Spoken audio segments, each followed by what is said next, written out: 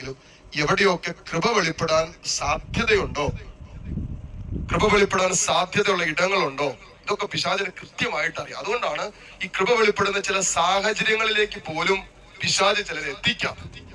എപ്പോഴൊക്കെ കൃപ വെളിപ്പെടാൻ സാധ്യതയുണ്ടോ അപ്പോഴൊക്കെ പിശാച് അക്രമാസക്തനാണ്. അതുവരെ പ്രവർത്തിച്ചതുപോലെയല്ല പിന്നെ പിശാച് പ്രവർത്തിക്കുന്നത്, കൂടുതൽ ശക്തമായിട്ട് പ്രവർത്തിക്കും. നിങ്ങൾക്ക് അത് മനസ്സിലാകും. നിങ്ങളുടെ കുടുംബത്തിൽ ഒരു വിവാഹം നടക്കാൻ പോവാ. എന്ത് നല്ല കാര്യമാണോ? അല്ലയോ? നല്ല കാര്യമാണ്. പ്രായമായ നമ്മുടെ മക്കൾ വിവാഹം കഴിക്കണം എന്നുള്ളത് ദൈവഹിതമാണ്, നല്ല കാര്യമാണ്. സമയത്തിന്റെയും കാലത്തിന്റെയും പൂർത്തീകരണത്തിൽ അത് സംഭവിക്കണം. ഇപ്പൊ കല്യാണം ഉറപ്പിച്ച കാര്യങ്ങളൊക്കെ ആയി, നിങ്ങൾ നോക്കിക്കോ. പിന്നെ മനസ്സമ്മതം കഴിഞ്ഞ് 10-15 ദിവസം ഗ്യാപ്പുണ്ട്. ആ ഗ്യാപ്പിലൊക്കെ ഉണ്ടാകാൻ പോകുന്ന പ്രശ്നങ്ങൾ നിങ്ങൾ നോക്കിക്കോ. അല്ലെ, തുണിയെടുക്കാൻ പോയപ്പോ കൃത്യസമയത്ത് വന്നില്ല, അവിടെ തുടങ്ങിയാടി. പിന്നെ ഇങ്ങനെ സകലമായ കാര്യങ്ങളും അവരെ വിളിച്ചില്ല, ഇവരെ വിളിച്ചില്ല, അവരെ വിളിക്കേണ്ടതുപോലെ വിളിച്ചില്ല, അവരെ ചെന്ന് വിളിച്ചില്ല, കണ്ടു വിളിച്ചില്ല, ഫോണിൽ കൂടിയേ വിളിച്ചുള്ളൂ. പിന്നെ എന്തെങ്കിലുമൊക്കെ പറഞ്ഞ് വീട്ടിൽ കിടന്ന് അപ്പനും മക്കളും കൂടി പൂക്കുറ്റി തല്ല്, ചെറിയ കാര്യം പറഞ്ഞു സമയത്ത് ഇറങ്ങിക്കൊള്ളാം. കല്യാണത്തിന് അങ്ങോട്ട് ഇറങ്ങുക, ചിലപ്പോ ഫോട്ടോ പിടിച്ച് ഇച്ചിരി സമയം, പിന്നെ അവിടെ കിടന്ന് അടിയ. ഇപ്പൊ വർഷിക്കപ്പെടുന്ന ഒരു സിറ്റുവേഷനെ അലങ്കോലപ്പെടുത്താനും പിശാച് ശക്തമായിട്ട് പ്രവർത്തിക്കും. അതുകൊണ്ടാണ് ഒരു കുടുംബത്തിൽ കുടുംബാംഗങ്ങൾ ഒരുമിച്ചിരുന്ന് പ്രാർത്ഥിച്ചാൽ വചനം പറയുന്നു, രണ്ടുപേര് ഒരുമിച്ച് യാചിച്ച് ചോദിക്കുന്ന എല്ലാ കാര്യങ്ങളും കർത്താവ് തരുമെന്ന് പിശാചിന് അറിയാവുന്നതുകൊണ്ട് കുടുംബത്തിൽ ഒരുമിച്ചിരുന്ന് പ്രാർത്ഥിക്കാൻ സമ്മതിക്കല. ഒന്നിച്ച് പ്രാർത്ഥിക്കാൻ വരുവാ. അച്ഛാ, ഞങ്ങളുടെ വിവാഹം കഴിഞ്ഞിട്ട് ഇന്നേക്ക് 48 വർഷമായി. ഞാൻ ഈ ഇതിയാന്റെ വീട്ടിൽ വന്ന് കയറിയപ്പോ അന്ന് അമ്മായിയമ്മയുണ്ട്, കെട്ടിക്കാത്ത 3 നാത്തൂന്മാരുണ്ട്. അന്ന് അമ്മായിയമ്മ നാത്തൂന്മാരുടെ മുമ്പിൽ വെച്ച് പറഞ്ഞത് എന്താണെന്ന് അച്ഛൻ അറിയാവോ? വലിഞ്ഞു കയറി വന്നേക്കോ. അച്ഛാ, ഞാനത് ഇപ്പോഴും മറന്നിട്ടില്ല കേട്ടോ. മറക്കരുത് കേട്ടാ, മറക്കരുത് കേട്ടാ. കുഴി പോയാലും എന്തോ ഇത് പോകേല.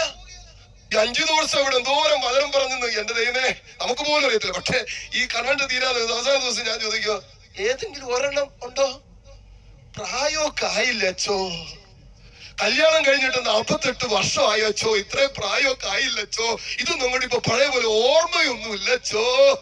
ഇന്നലകളുടെ ചില അനുഭവങ്ങള്, ഇന്നലകളുടെ ചില മുറിവുകള്, ഇന്നലകളുടെ ചില തിരസ്കരണങ്ങള്, ഇന്നലകളുടെ ചില നഷ്ടങ്ങള്, ഇന്നലകളുടെ ചില കുറ്റബോധങ്ങള്, ഇന്നലകളുടെ ചില പരാജയങ്ങള്, ഇന്നലകളുടെ മാറ്റി നിർത്തപ്പെട്ട മനസ്സിന്റെ ഓർമ്മകള്, സ്നേഹം കിട്ടാത്ത ജീവിതത്തിലെ അനുഭവങ്ങള്, ഇതൊക്കെ ഇങ്ങനെ അടിഞ്ഞു കൂടി ഹൃദയത്തിൽ കിടക്കുന്നത് കൊണ്ട് സുവിശേഷത്തിന്റെ ശക്തി, സ്നേഹം പറ്റണില്ല, നിറയ്ക്കാൻ പറ്റണില്ല, നിറഞ്ഞിരിക്കുക. മ്ലേച്ഛത കൊണ്ടും അശുദ്ധി കൊണ്ടും അവിശുദ്ധി കൊണ്ടും ഒക്കെ നമ്മുടെ ഹൃദയം ഇങ്ങനെ നിറഞ്ഞിരിക്കുന്നത് കൊണ്ട് സുവിശേഷത്തിൻ്റെതല്ലാത്ത ചില ജീവിതത്തിന്റെ അനുഭവങ്ങൾ ഇങ്ങനെ തിക്താനുഭവങ്ങളായി നമ്മുടെ ഹൃദയത്തിൽ എപ്പോഴും നിറഞ്ഞ് അത് ചിന്തകളിൽ എപ്പോഴും ഇങ്ങനെ വന്നുകൊണ്ടിരിക്കുന്നത് കൊണ്ട് പ്രിയപ്പെട്ടവരെ, സുവിശേഷത്തിന്റെ ചിന്തകൾ നമ്മുടെ ഹൃദയത്തിൽ നിറയ്ക്കാൻ പറ്റണില്ല, ആലോചനകൾ സൂക്ഷിക്കാൻ പറ്റണില്ല. ഭയങ്കര ഒരു അപകടമാണ്. പറയുന്ന ഒരു കാര്യമുണ്ട്, ഫിലിപ്പിയർക്ക് എഴുതിയ ലേഖനം 3-ാം അധ്യായം 13-ാമത്തെ വചനം. പൗലോസ് പറയും, ഞാൻ എന്റെ പിന്നിലുള്ളവയെ മുഴുവനും വിസ്മരിച്ചിട്ട് എന്റെ മുന്നിലുള്ളവയെ ലക്ഷ്യമാക്കി ഞാൻ എന്റെ യാത്ര തുടരുകയാണ്. എന്റെ പിന്നിലുള്ള മുഴുവനെയും ഞാൻ വിസ്മരിച്ചിട്ട് ഇന്നോളം എന്നെ മുറിപ്പെടുത്തിയ അനുഭവങ്ങളുണ്ട്, ഇന്നോളം എന്നെ ചങ്കു പിടിച്ചുലച്ച ജീവിതത്തിന്റെ സാഹചര്യങ്ങളുണ്ട്, സാധ്യതകളുണ്ട്, പരാജയപ്പെട്ടു പോയ ജീവിതത്തിന്റെ നിമിഷങ്ങളുണ്ട്, പാപത്തിൽ വീണുപോയ ഇന്നലകളുടെ ഓർമ്മകളുണ്ട്, ജീവിതത്തിന്റെ വിശുദ്ധി നഷ്ടപ്പെട്ട ഇന്നലകളിൽ എന്നെ കുറ്റബോധത്തിൽ ആഴ്ത്തിയ ജീവിതത്തിന്റെ അനുഭവങ്ങളുണ്ട്, ദൈവവചനത്തിന് നിരക്കാത്ത പ്രവർത്തികളിലൂടെ കടന്നുപോയ ഇന്നലകളുണ്ട്. ഇതൊക്കെ എന്റെ സുവിശേഷത്തിന്റെ വളർച്ചയ്ക്ക് തടസ്സമാണെന്ന് അറിയുന്നത് കൊണ്ട് ഈ പിന്നിലുള്ളവയെ മുഴുവനും വിസ്മരിച്ചിട്ട് മറന്നു കളഞ്ഞിട്ട് മുന്നിലുള്ളവയെ ലക്ഷ്യമാക്കി ഞാൻ എന്റെ യാത്ര തുടരുകയാണ്. ജീവിച്ചിരിക്കുന്ന നാളുകൾ നമ്മുടെ മുമ്പിൽ നമുക്കറിയില്ല. എണ്ണി